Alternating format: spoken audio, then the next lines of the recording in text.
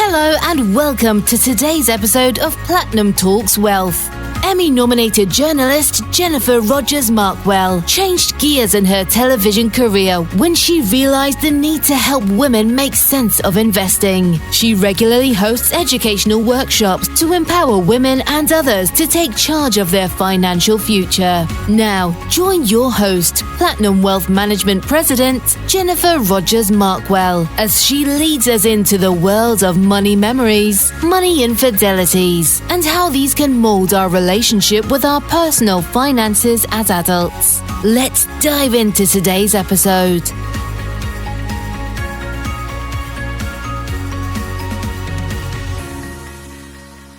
Hi, it's Jennifer Rogers Markwell, and thank you for joining us on the Platinum Talks Wealth podcast. We are joined today by Julie Zaruba Fountaine. Well, thanks so much for joining us and tell us about yourself and why you do what you do. Great. Hi, Jennifer, and hello to the Platinum Talks Wealth audience. I'm very happy to be here. I'm the founder of Empower Possible, and I've worked over a decade in the area of well-being, including financial well-being. So in the past, I've done programs and events for college students and for healthcare workers and general public about financial well-being. And so I have a lot of experience having some of those really difficult conversations that, as you can imagine, pop up when you're dealing with college students, especially in college debt, and those in the medical field and the debt that they have from their college experiences and medical school. So lots of experience thinking through financial well-being for myself and through organizations at large. How did you get on this? I mean, obviously very needed. I think financial education is something that we didn't have as kids. So to get it out there to the younger generations and the generations rolling out now, I think is important and impactful. How did you get on this path?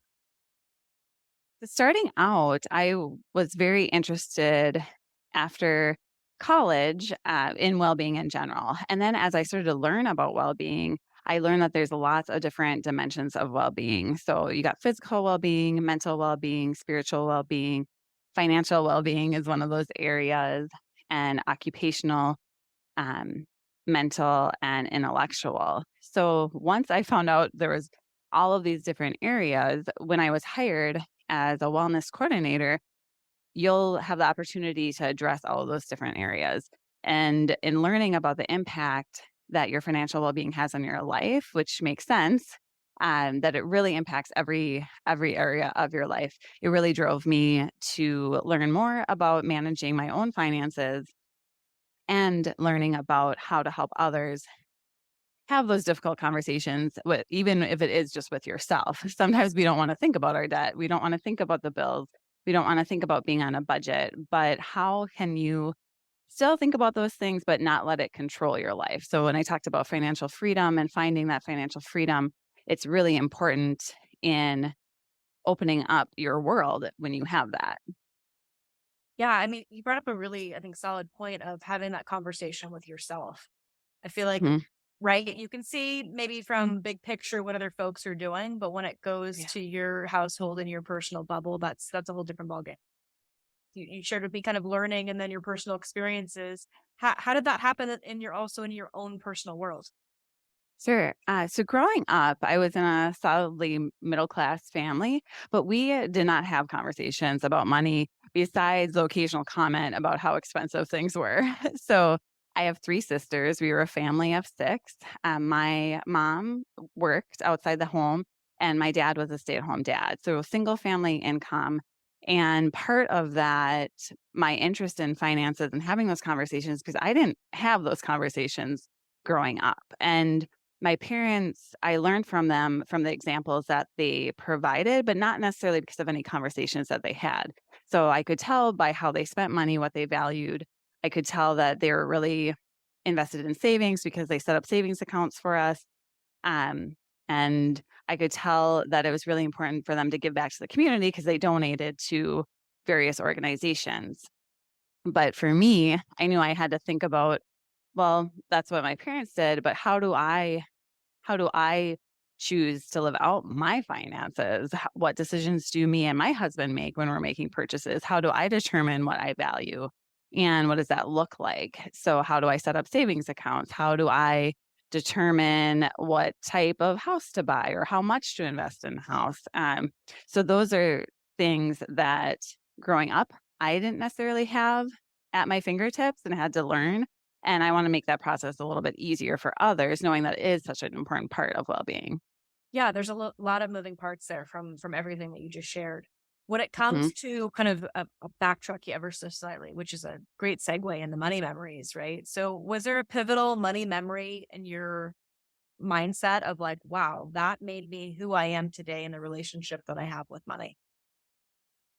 I think there is a specific story that I think represents how my parents' philosophy towards money was. So I grew up in a small town, Monticello, Minnesota. It's about a half hour, 40 minutes from the Twin Cities. So you might be familiar with Minneapolis, St. Paul. Most folks have heard of Minneapolis, at least. And so being so close to the Twin Cities, we would go down to the Twin Cities for going visit the Science Museum, going to the orchestra, going to Timberwolves games, Twins games, things like that. But when we went, it was always associated with events with my mom's work. So looking back now, I see, okay, so they would get discounted tickets for our family of 6. And that's what allowed us to do a lot of those things, even though we were a middle class family. There were still 6 of us. So, $20 ticket, $25 ticket, $40 ticket times 6, that's quite a bit. So taking advantage of those deals really showed me the value of the dollar. And then also going down to the Science Museum, it's a good example of the thriftiness that they were. We would go down to the Science Museum. We wouldn't park in the Science Museum parking lot because it was probably $20 for parking. So we would park somewhere else, walk to the Science Museum, and then my parents would pack lunches for us, which when I was little, I thought it was the coolest thing because we would have picnic lunches out, in the Arboretum, or the Science Museum has this big lizard out in front, and it's called Iggy, and it's kind of infamous in the area, and you'd have lunch with Iggy. And I thought it was really neat. But now looking back, I'm sure it was because the cafeteria is $15 to $20 per meal. Again, times that by 6, times the cost of the Science Museum, times the cost of getting into the exhibits within the Science Museum. That could easily be several $100s for one afternoon. So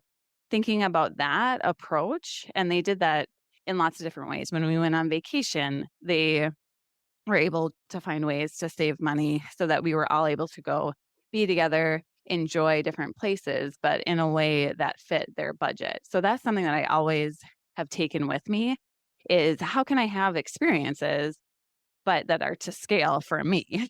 So going out on vacation, I want to travel. Well, what does travel look like for me? Does it need to be the highest end experiences all of the time? Do I need to go out all the time, or can I pack a lunch? Things like that are always things that I think about in order to have the life that I want to live, but maybe doesn't look exactly like everybody else's. It's on the terms that I make for myself and my own financial goals.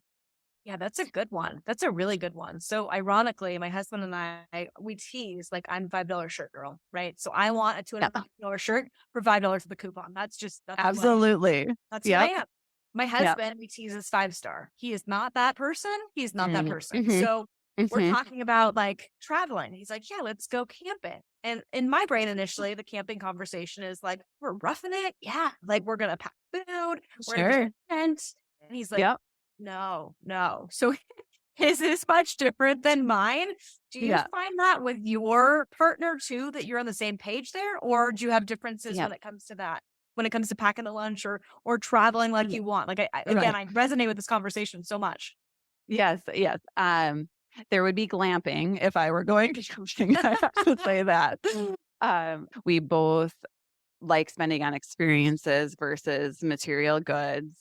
We both have similar philosophies when it comes to what's worth putting our money into versus not. And then our biggest thing is we always tell ourselves, pay yourself first. So both of us, we have auto deposits for all of our savings accounts and auto bill pay. So once that's set up for both of us and our bills, then the rest of it is money that we can use to do whatever we want with. And then we also have a certain limit. So there's a certain amount that we can just spend without checking in on each other. So we don't check in with each other on every purchase that we make, but if it's over a certain amount, then we'll say, I'm thinking about getting this. What do you think? And then we'll have that conversation. So we have very similar philosophies towards money and very similar goals, financial goals for each other. So that really helps in our financial well-being in between and for our relationship in general. Yeah. We have some overlaps there too, right? Goals are the same, just how we get to Yeah. our goals may be a little different. True. But same with when it comes to accounts, right? I have my accounts. He's got his accounts. We've got a joint account in the middle too. Granted, Yeah. I mean, I think we communicate well. And I think that's always kind of the magical factor in this, right? Absolutely. No matter who you are, who your partner is, that you have that solid line of communication. What's that spending limit? Can you go out and buy a car without having a conversation with the other person? Maybe you can, maybe you can't. That depends on your relationship and what that looks like too. You did say something like having, your money to kind of do what you want with. If you're buying somebody a gift or whatever that looks like, or an experience, that's big for us too, right? Because I feel like we are very blessed. We have whatever we need. If we needed something, we can buy it for ourselves, quite frankly, right? So for us, it's like really creating those fun experiences that create those additional memories. That's where our lean is too. Yeah, absolutely. The older that I get, I'm now at that age where I keep saying this, the older that I get, I have learned that it is about the experiences and it is about time. So I'm in a similar spot where now time for me has the highest value. How I spend my time is incredibly important. And yes, financial security has allowed me to get to that point. And that's why I'm so excited to be on this podcast and share your listeners. It is possible with small steps to get to that point where you can have that financial freedom and where you can have that ability to get back then some of your time because you're not working towards paying off all those bills all the time and running the rat race. And I think we have the gamut of listeners, right? There's the folks that, are hearing other people's stories because they're fascinating, because everyone has their own unique story. And there's the folks that are hopefully, learning from some of the stories that are shared when it comes to money memories and money, infidelities that they can learn from and hopefully pull their bootstraps up and move forward too. So the goal is to hopefully have some inspiration in this, depending on where you're at in your personal money, path and journey. Absolutely. So that segues beautifully into infidelities. So we hear them. We may have experienced them ourselves. They may have been a family member. It may have been somewhere within our circle of influence that there's been a story that you're like, oh, wow, gosh, right? What would be something that you could share, either that you experienced or have experienced from others, that folks could learn from money infidelities? Yeah, that's a great learning point. So I'm going to share not from my own story, but from the stories that were so common when I worked with college students around having these conversations around financial well-being. And what I found is with a lot of college students, what happens, and I myself would get these, but I would just rip them up, is you get these pre-approved credit card letters. So you're pre-approved for the credit card, sign on the dotted line, get the credit card, get it set up, and you're good to go. And you think, okay, well, now I can buy what I need on this credit card. And you don't realize as you're spending that eventually you need to pay for the things that you buy on that credit card. So the pre-approval letters, those credit cards, they are very tempting. A lot of conversations that I had where students were signing up for these. But in the end, if you can't pay for it, then you end up in debt. And then you end up actually paying for more because there's interest rates. And then you get into this cycle where you just can't get out of. So my biggest advice and the infidelities around that is rip up those pre-approved letters. Don't let yourself get tempted by that situation because it really will impact you for the rest of your life. You could be carrying that debt for a very long time. And then don't use those credit cards to buy the essentials. If you have cash on hand from that paycheck that you just got, use that. You don't need to use the credit card to do that. So I would say, think about how much you're spending. Think about what you'll be able to pay off on that month, because if you're charged interest, you're going to be paying more for than what you would have if you just would have paid cash. So think about think about those purchases and how you're making them. And the goal of the credit cards company is they don't have your best interest in mind. They have their best interest in mind. So make sure that you're really careful when you're selecting what banks and what companies to work with. Yeah, they are not a nonprofit. Let's just verify that. Right. They are Absolutely. a business and they make lots of money, right? By having you charge things. And if you're not disciplined enough to pay it off every month, whatever you charge, like that's where you get hammered. And seeing some of the interest rates, I mean, gosh, I mean, they're like 18. I've seen 25. I've seen 27. I mean, that's so high. Back in my day. Right. You're similar. Right. Now we can say that back in the day. That's right. Like I remember on college campus, like I went to Chico State. On our college campus, they were like, hey, yes, you need this t-shirt and you need this bag of M&Ms and you need this like pizza coupon. And I was like, yes, I do. I need all the things. Right. And it's easy to do when you're in college. Not to say anything, disparaging about college kids by any means, but when I was in college, it was an easy thing to do because you're like, heck yeah, I need to eat. I need to do this. I need a book. I need whatever. Right. And you just don't comprehend like how you can go down that bunny hole so fast. Right. And if you're not paying off monthly, which really no one was hand holding us back in the day saying, hey, whenever you charge, it's a pair of socks, pay that off every single month. Otherwise, you're spending like that pair of socks that was hypothetically $2 is now $20 because of the interest that you paid on that. Yep. Absolutely. Yep. That's absolutely the dangerous hole that you can go down. And you go down the rabbit hole, you get stuck in this loop. Some students even would forget that they even, or maybe they blocked it out, but that they even had these credit cards because they've signed up for so many stores, from the people that are tabling and the student union, from all of those things. And I think that can happen to adults outside of college too, is you sign up for the streaming services, you sign up for an online magazine, you sign up for an online paper, and then suddenly, you're spending hundreds of dollars on these services that you don't even recall that you have. So that's why it's important to think about each time you sign up for something, want, need, how important is it, and keep track of all those that you're spending each month.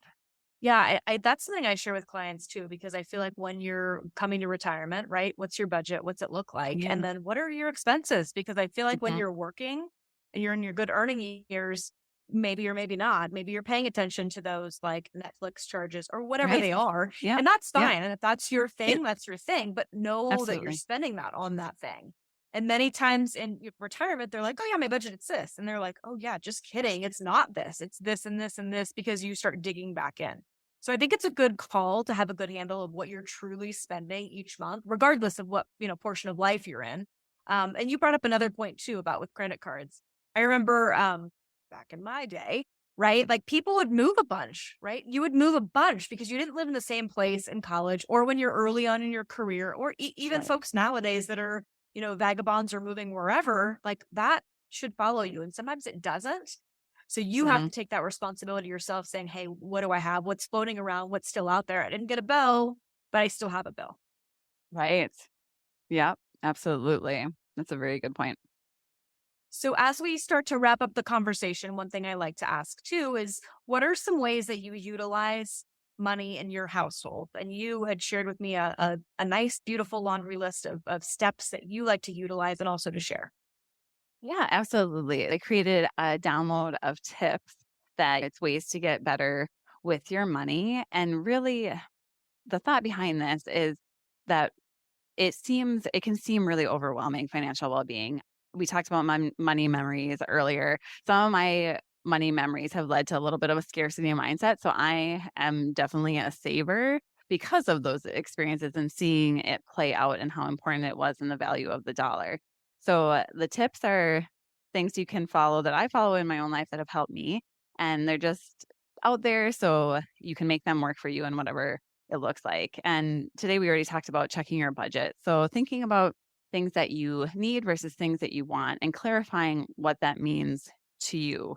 And then looking through your budget to see how much am I spending on the things that I need and how much am I spending on the things that I want. And you might be surprised what you find hiding out in your statements of, oh, I thought I canceled that subscription, or, oh, I'm spending that much on going out to eat. I didn't know it was that much. So there's light bulb moments that happen I know that happened for me, especially with food costs recently, because those have exploded, and suddenly going out to eat is a lot more expensive than what it was just a few years ago.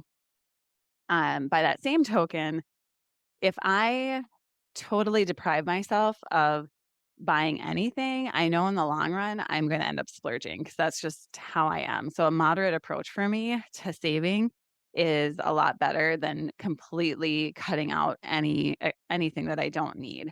So I live by the save some, spend some. I have an auto deposit set up for my checking that goes into bill pay and then into savings, so that I know that the money that's left over is money that I can spend on whatever I want because I've already paid myself first. And that's really tied to setting my financial goals, which is the next tip, is setting some financial goals for yourself. When you have a goal to work towards, it's a lot easier to think about your purchases because you know you have this goal in mind. Maybe you want to pay off your student loans. Maybe you want to go on a vacation. Maybe you're saving for a house. Maybe you're saving for a car. Whatever that is for you, set that up in stages and financial goals, and then you feel really good when you can pat yourself on the back as you make progress. And then those purchases that you aren't making, you know that there's a reward coming for that. And it's a lot easier to stick on the path of financial well-being. And then jump in really fast with you on yeah, that. absolutely, like, Jennifer. and again, this is going to date me. So back in the day, I feel like it's been the theme of this conversation. Do you remember like the Christmas club? I'm not sure if anybody in your family or grandparents had that. Like my grandparents had envelopes where they would say, we're going to spend this much for birthdays or for Christmas or whatever. Sure. That friends, was yes. the multiple savings account concept, right? Or doing the Yep, absolutely. way. It was like physically doing it that way. So you knew what was earmarked, you had it. So it wasn't a mad dash scramble or charging anything because you had been saving the whole year through. Right. Yes. That's exact. I think now there's an app for that, but I'm sure. This was a long time ago for them. Right? But it's honestly, I had even with the smartphones, and having savings apps, I still had a roommate in college that would do the envelope system for themselves. So even though we have the technology, sometimes the envelope system, like the technology didn't work for them because they would still spend, because it was so easy to spend, even though they had the technology. But so what they needed to do is to go back, do an envelope system, say, this is my cash for the month. And when it was gone, it was gone. And so that's definitely a tangible, in your face, physical way that you're seeing right in front of you. Yeah, absolutely. And I mean, you would, like I said, I'm a saver. So it's painful sometimes for me to spend money on things, even when I need to. But for them, they were a spender, and seeing that money dwindle down was a reminder for them and really helpful for them, which I think is great. You got to find out what works for you. For sure. Yeah. Yeah. Which kind of goes to my last point and my last rule that has really, this one is probably the biggest one for me and what helps me when I'm out and about, especially if I'm shopping with friends, because you get sort of that peer pressure to buy when you're with other people. And FOMO, I live by fear of missing out. Right. FOMO. Yes. FOMO happens, and FOMO's real. There might be that underlying pressure to buy. It's called the 1 in, 1 out rule. And every single time I'm out shopping, and there's an item that I want, and this doesn't count for the essentials like groceries and toothpaste, but the other things, the nice to have things. When I think about, and I'm in the store and I'm looking at items, I think about what a similar item is that I have at home. And if I can't think of an item that I want to replace in my home that I want to get rid of, then I don't make the purchase. So if I bring something in, something else has to leave. And so sometimes I do make the purchase because I can think of an item. Yep, that is getting older. I don't want that anymore. Or I have a friend that could use it. Then I'll make the purchase. But more often than not, I don't want to get rid of what I already have because I like what I have. And so I don't end up making the purchase. That's a good one. That's hard, I would imagine, though, to be that disciplined there, right? Because if you're cute and I want it, but I have one similar, that's a tough one. It is, and I think it works for my type of personality, but you're absolutely right. It doesn't work for everybody. That's why the auto pay can work really well. The auto savings can work really well because you don't even see the money then and you don't miss it. Yeah, it's that out of sight, out of mind. And back to the, the point of what works for one person doesn't work for everybody. So you've got to find what works for you and how you can Yes. Yeah, absolutely. Yeah. And that's the key to any well-being strategy. And that's really why I love what I do as a well-being specialist, is because it is guiding folks. It is discovering what works for you. And it's about different strategies. It's not necessarily about a specific thing that I do that you need to do. It's about finding out the strategy that works for you.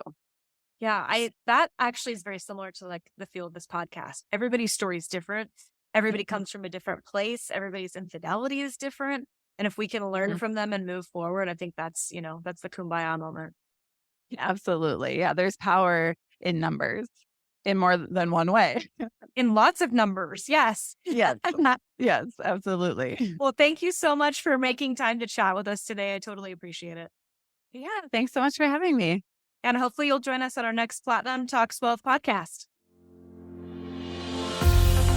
If you enjoyed today's podcast, Platinum Talks Wealth, please subscribe and share. For more information about Jennifer Rogers Markwell or Platinum Wealth Management, please visit www.platinumwealth.net. Securities and advisory services offered through LPL Financial, a registered investment advisor, member of FINRA and SIPC. The opinions voiced in this podcast are for general information only and are not intended to provide specific advice or recommendations for any individual. To determine which strategies or investments may be suitable for you, consult the appropriate qualified professional prior to making a decision. The guest speakers and their companies are not affiliated with or endorsed by LPL Financial or Platinum Wealth Management.